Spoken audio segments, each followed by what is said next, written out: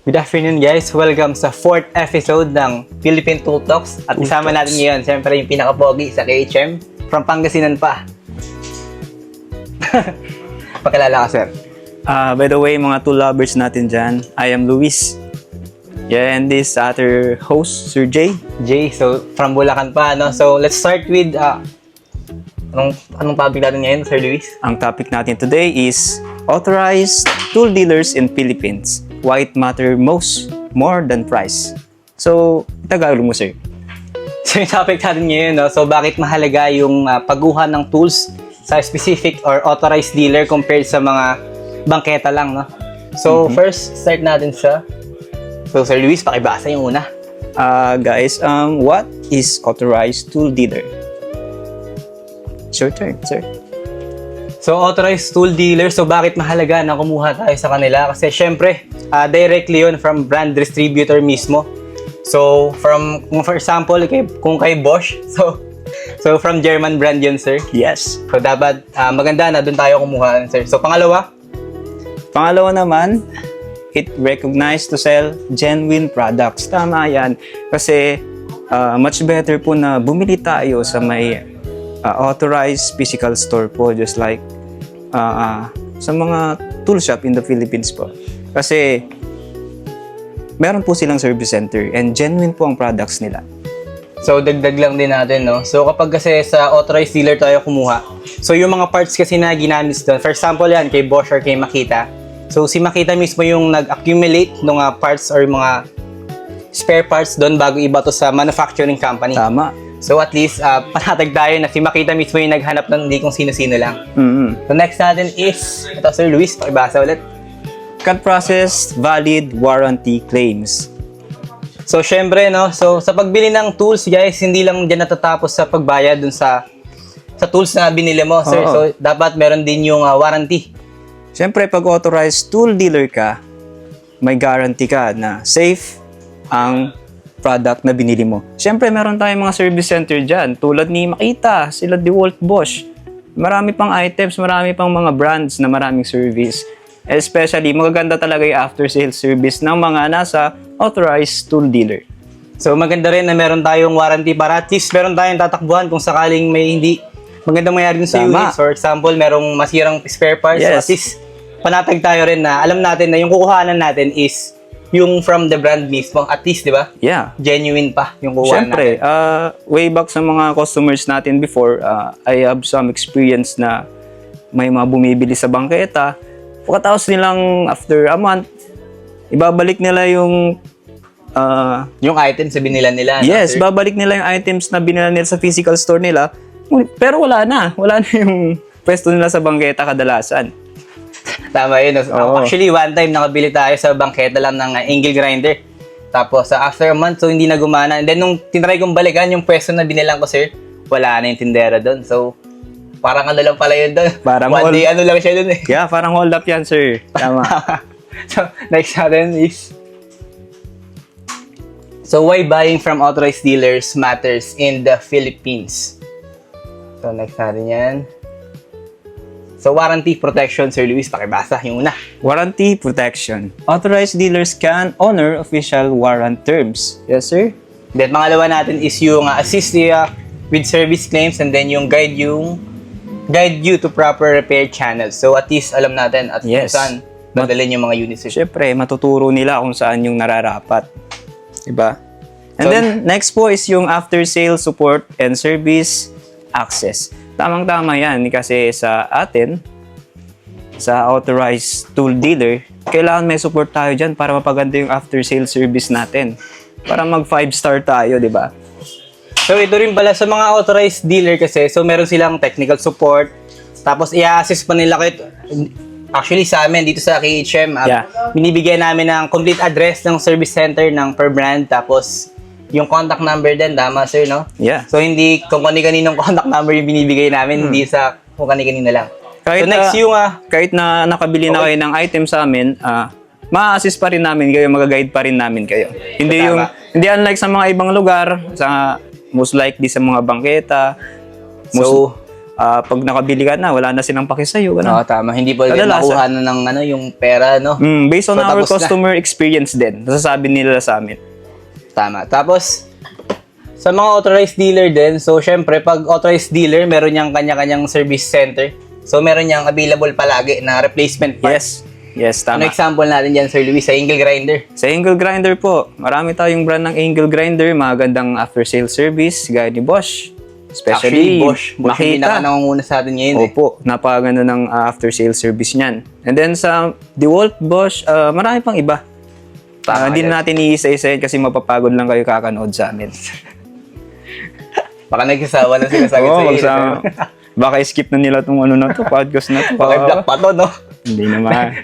Next natin is yung, ayan, sir, pakibasa yung Safety and product authenticity. Fake or gray market tools offer. Malamang, pag sa bangketa mo lang pupulutin yung mga item mo, kukunin, siyempre cheaper price yung mga yan eh. Di ba, sir? Tama ka dyan, sir. Most likely, yung mga Baka cheaper... angle grinder, 300 pesos, no? Oo. Walang ganun, guys. Most likely, sir, sabihin na lang nating imitation siya. Imitation, Kung hindi siya tama. imitation, nire-rebrand lang po. Most likely, ang ano niyan, overheat. Yan. Ano pa yung mga ibang napapansin natin sa mga... Kung bukod sa overheat po, yung mabilis mag-load, no? Yes. Actually, yung tatay ko, one time, nakabili siya ng ng Barena. Barena na tag magana lang, 350. Yes. Tapos parang isang week niya lang ginamit yun, wala na. Nasira na. Tapos yun na nga bumalik siya dun sa pinagbilan, wala na dun. Nakakatawa nga minsan Na-India na siya, sir. Oo, nakakatawa nga minsan na nakakaawa. May mga ibang tao na bumibili sa bangketa, tapos pag nasira yung parts nila, pupunta dito sa authorized, Oo, tama. Makapansin mo na lang, maghahanap sila ng 199 volts na battery. Oo. Ay, tayo. Mahirap yung ganun, sir. Wala namang 199. Oo, usually 20, 40 volts na nga yung pinakamataas sa atin. Tama, Actually, sir. Anong brand yan ulit, sir? I guess, makita po. Makita, tama. Actually, meron pa kaming 60 volts eh. Si DeWalt, di ba? Yung meron siyang flex bolt. Na Tama. tinatawag. Yung newer version siya, sir. Yes, sir. Yes. Next natin is itong... Ano daw? Wala na, bilis. Common myths about authorized tool dealers. So, una, sir? The myth of authorized dealers are always more expensive. Tama yan. Kasi saan nga makakita ng heavy duty na product tapos mababa? Pwede siya second hand. Marami kayong makikita. Pero kung brand new, magtaka ka na. Kasi mura nga, pero mapapamura Mura ka. ka in the long run. Actually, mas maganda rin na bumili sa mga authorized dealers. So, kahit medyo may tawag dito, mahal lang siya ng konti sa mga bangke-bangketa. At least, in the long run, mapapakinabangan mo. Sure ka na magagamit mo ng matagal. Oo, kasama mong tatanda yung tools mo. Tama. Baka, Tamang alaga lang. Baka doon, no? De, joke lang. lang. Next natin is yung online seller online seller are the same as authorized dealer. Tama. Tayo, as authorized tool dealer, nag-online selling din tayo. Meron tayo sa mga Shopee, Lazada. Actually, wala pa yata sa TikTok eh. Pero as soon as possible, magkakaroon tayo niyan. So, iniisip kasi nung marami guys, porket sa online ka bumili. So, authorized dealer na agad. So, hindi guys, no? Kahit si Sir Luis, kaya niya magtayo ng sariling online shop ng mga baray-baray na, no? Kayang-kaya. Pero hindi lahat guys, merong magandang warranty support. Lalo na sa mga bangketa, no? Mas maganda talaga is yung may physical store, Physical store. may tama. mga permit. Yung kagaya niyan dito sa atin Yes. sa KHM, no? Meron tayo. Saan nga tayo ulit, sir? Anong address natin? Sa KHM po, address natin is sa Blooming Treat. Tama. Sa Yeah. Blooming Street, kahilera kami guys ng video. So, malapit lang kami doon, no? So, next natin, sir. Anong to? Warranty is not important. Totoo ba yun, sir? Warranty is not important. Tama ba? Sa myth? Tama ba? Feeling ko- Warranty is not important ba, sir? Pag bumibili ka ng kahit anong bagay, sir, kahit cellphone nga, di ba? Hindi pwede. Hindi pwede yan. X yan. Negative sa atin. Negative sa atin sir, yan. no? Importante ang warranty kasi lahat ng bagay may katapusan. Di ba? Tama, sir. Parang yung joke mo lang, di ba? May katapusan, di ba? Hindi, pwede mo naman palitan kasi agad, sir. Marami. Hindi, joke lang. Papalitan mo, cheaper ba? No? Actually, sa mga Filipino users natin ng mga tools, mas cheaper talaga yung binibili nila kasi pag nasira, bibili na lang bago tapos kakahuyin yung ano. Actually, ganun lang din yun eh. Maraming uso ng Bumili ka ganun, ng heavy duty na products, masira Tapos- ng konti, mapupunta naman yan sa magandang after sale service. Kasi kadalasan kahit expire na yung ang tawag doon, Sige, kaya mo yan, sir. Alahanin mo. Bibigyan ka ng lakas. Kahit expire na yung warranty niya, syempre, kahit punta natin sa service center yan, At least alam natin sila, di ba? Marunong Oo, silang tsaka gumawa. minsan Hindi kahit- kung sino-sinong Poncio Pilato lang, di ba? kahit maliit na sira, nililibre na ng service center May yan. mga ganun, guys. May mga ganun. So, warranty saves money when tools fail. So, example dyan, magandang after-sale service is si Bosch. So, usually si Bosch, 1 year parts in service yan. So, at least, sa loob ng isang taon, kung masira man yan, wala kang babayaran. At least, totally free. Gusto mo mas mahaba? Try mo si Makita. Mas mahaba pa sa buhay mo. Makita mo, sir. Dati kasi lifetime siya si Makita. O patay ka na kahit yung tools mo, kahit third generation mo pa, pwede mo pang ipaayos kay Makita eh. Pero ngayon, nag-update si Makita, ano na lang siya. Siguro send natin sa kanila yung update na lang, no? Basta message niya kayo dito Basta sa limited KHM. parts service siya. tama. Kung natin sabihin yung taon, baka mabigla sila eh. So, yan. Next natin is how to know if a tool seller is authorized. So, pakibasa, sir, yung pinakauna. How to know if a tool seller is authorized? Unang-una, warranty clearly sealed siya. Stated. Parang stated yata, sir. Yeah, Medyo malabo stated. lang. Yes, stated pala. Sorry, malabo na yung mata ko. Kakatingin sa mga, mga good Masisipat quality. natin dito sa labas, eh. Ay, hindi Good, pala. di, sir, good quality tools. Good quality pala na tools, hindi pala yun. Yes, paki-Tagalog, sir. Paki-explain. So, how to know if a tool seller is authorized? So, is warranty clearly stated? So, syempre dito sa atin sa KHM, hindi lang kami benta ng benta, no, sir? So, papaliwanag din namin sa'yo na may ganitong parts, may ganito na pag nasira yung ganyan, guys, kung sakop pa yan ng warranty, yan, pwede mong dalhin sa service center, di ba, sir? Mag-message Next ka natin- lang sa amin. Okay. Detalyado lahat. Tama ka dyan. Hindi kami magkukulang. Hindi mag-uulan. Tama, hindi tayo magkukulang. Tama. Next natin is yung is there after sales support. So sa atin guys, sa amin dito sa KHM, most likely meron lahat. Lahat yan Meron yan. guys. Per brand, kahit yung pinakamura namin, usually meron yan sir. Meron at meron. Ayaw namin masira yung tiwala nyo sa amin. Kasi, syempre, maganda yung yung service natin eh. Mapa-sales, after sales, good na good. Thumbs up. So, 5 ito- star. Tama. 5 star, parang sa ano yun. Sa ano yun, pinuntahan mo lang. Joke lang. Joke May lang, kulay joke red? lang. Yung Ba kulay yun, red, ha? Hindi yan guys. So next natin, how to know if a tool seller is authorized. Lastly, yung spare parts and consumables. Siyempre, pag authorized dealer, laging merong contact sa service center. Yes. So si service center, siya yung laging merong consumables. Tsaka genuine yung mga products na manggagaling sa service center Anong natin. sample nga natin dyan, sir? Sa angle grinder, ang alam ko madalas consumable yung carbon brush. Tama, Carbon sir? brushes.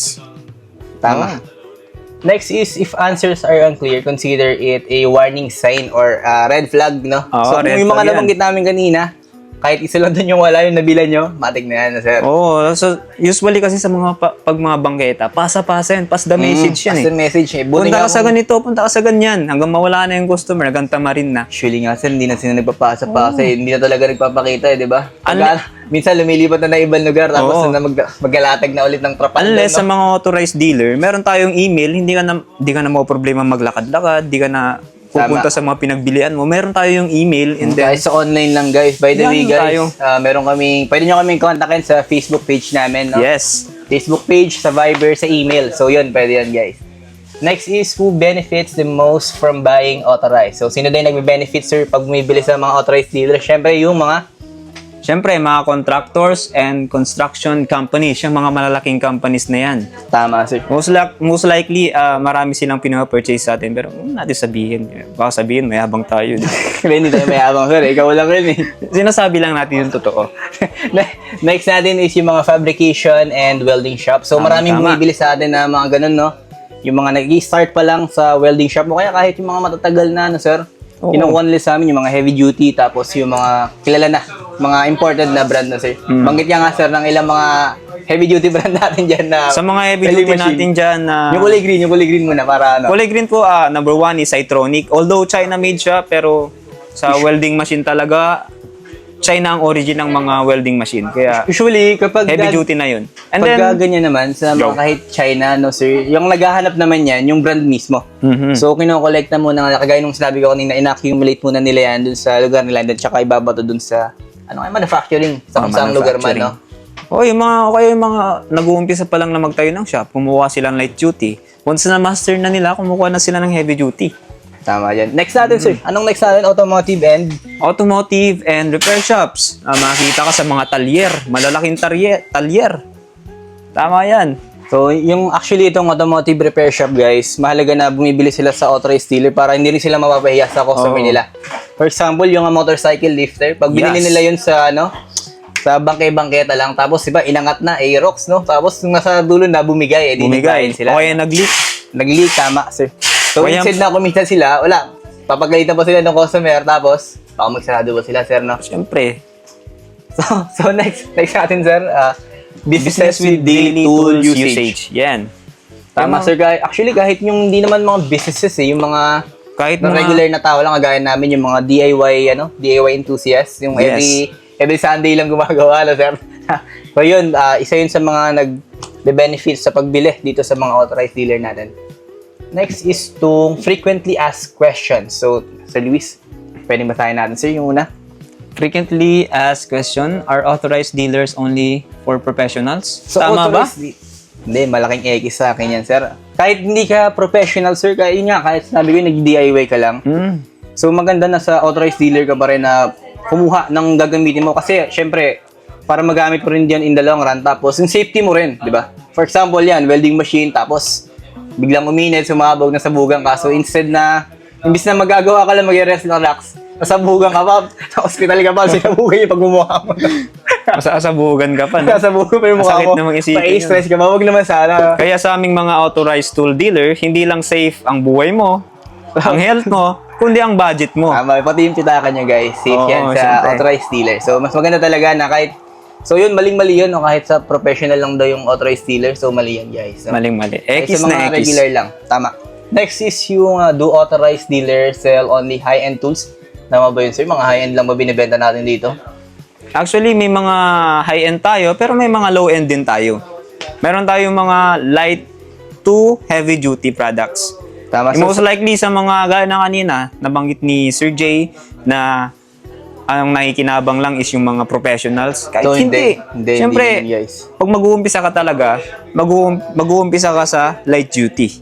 Tama. Hanggang pataas ka na ng pataas. Yun na, doon ka na pwede mo na ma-master ang mga high-end brands. So sa amin dito sa KHM, no, hindi lang yung mga bigatin, yung mga heavy duty na brand yung carry natin, kagaya ni Makita, DeWalt, ni Bosch. Meron din kami dito yung mga light duty lang, no, yung Mga pinakamura. pang-budget meal. Pang-umpisa. Tama. Nasa magkano nga, sir, yung pinakamura natin na angle grinder? Parang nasa 999 something lang ngayon, di ba, sir? 560. 560. JR Kawasaki brand. Tama. So yung brand na yun, no, kahit hindi naman professional yung gumagamit ng mga ganun, yung mga weekend lang, mga tawag dito. Mga gustong mag-DIY, mga Tama. gustong matuto. Tama din. Next natin, is warranty really necessary? So mahalaga ba talaga yung warranty na pinagsasabi mo simula kanina, sir? Mahalagang Baka mahalaga. naman hindi mahalaga yan, sir. Mahalaga, mapa-light duty, mid duty, heavy duty, may warranty sa atin yan. Dapat din talaga na merong warranty kasi sino ang habulin mo? Kapag Kaya nga. isang linggo pa lang nasira na, so sino ang habulin mo? Wala na. Ano yun, Hindi hold ba up? ka sa ere?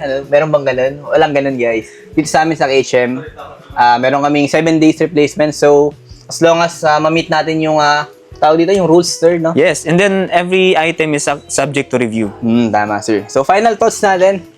Buy tools with confidence, not regret. So, the safest way to buy power tools from Philippines is to authorized dealer. So, yun ang Tama. makukuha mo, sir, pag bumili ka sa mga authorized dealer natin. Number 1 is genuine product. Genuine, syempre. Siyempre, yung mga supplier natin as authorized dealers, yung mga gamit nila nanggagaling pa sa ibang bansa yan. Kasi kaya minsan may mga pre-order basis tayo kasi nasa ibang bansa pa yung mga item. Tama, sir. So, on the way pa lang sa atin. Parang ganun. So, next natin is yung valid warranty. So, sa mga, syempre, pag sa authorized dealer ngayon, meron kang valid warranty.